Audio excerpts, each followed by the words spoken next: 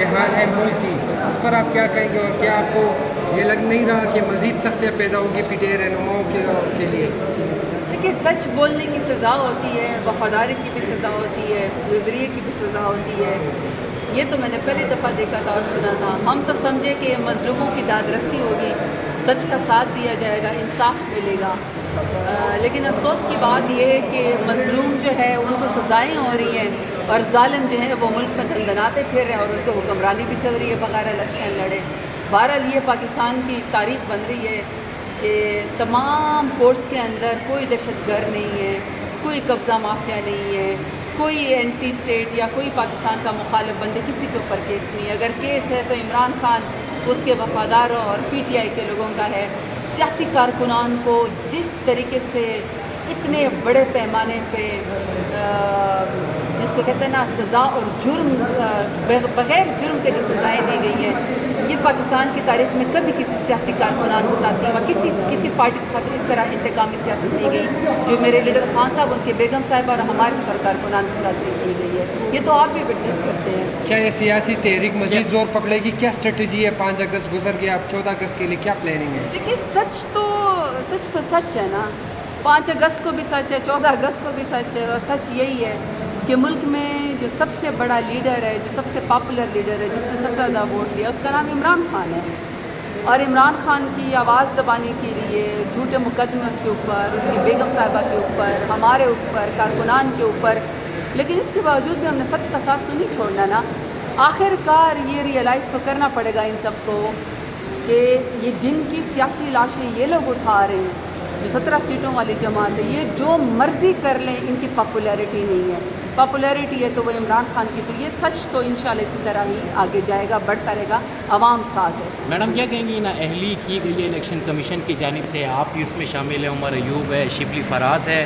کس طرح دیکھتی ہے چیف الیکشن کمشنر کی اپوائنٹمنٹ بھی ہونے جا رہی ہے، ابھی تک ہوئی نہیں ہے ان چیزوں کو؟ دیکھیے، جو پاکستان میں سب سے پہلا ڈاکہ ڈالا گیا وہ تو یہ ڈاکہ ڈالا گیا کہ 8 فروری کو الیکشن چوری کیا گیا. 200 سے زیادہ نشانات پہ، اس کے باوجود بے خوف اتنا زیادہ تھا، اس قدر فسطائی تھی، اس قدر ظلم اور جبر تھا جس کا سلسلہ ابھی بھی ختم نہیں ہوا. اور اس میں بھی ہماری پارٹی کو، ہمارے لیڈر کو ختم کرنے کی کوشش کی گئی. اللہ تعالیٰ نے محفوظ رکھا، پھر بھی لوگوں نے ہمیں ووٹ دیا. جماعت سے بات نہیں بنی تو فارم 47 کے ذریعے نااہل نالائق لوگوں کو جو کہ ان الیکٹڈ تھے، جس کی عوام میں پذیرائی نہیں تھی، ان کو 17 سیٹوں والی جماعت کو ہمارے سروں کے اوپر بٹھایا گیا. اور سب کو پتہ ہے تو اس کے بعد ملک پیچھے ہی گیا، ملک آگے نہیں گیا. یہ جو سڑکوں کے اوپر آپ خواتین کو گھسیٹتے ہیں، جس طرح کارکنان کو آپ گھسیٹتے ہیں، 10-10 سال 20-20 سال کی سزائیں دیتے ہیں، دیکھیے یہ وقت گزر جائے گا لیکن لوگوں کی ان کی تاریخ میں نا مکروہ اور سیاہ چہرے پی ڈی ایم کے یاد رہیں گے. باقی دیکھیے اس کے بعد ہم لوگ، یہ عجیب کمال ہے اس ملک کے اندر کہ جنہوں نے الیکشن جیتا، جنہوں نے عوام میں پذیرائی حاصل کی، جنہوں نے ووٹ حاصل کیا، ان کو اٹھا کے ایک ہی جھوٹے کیس کے اندر جو 9 مئی کا واقعہ تھا، اس کے اندر ملٹیپل کیسز میں سزائیں دی جا رہی. 10-10 سال جیسے کوئی لوٹ سیل لگی ہوئی ہو.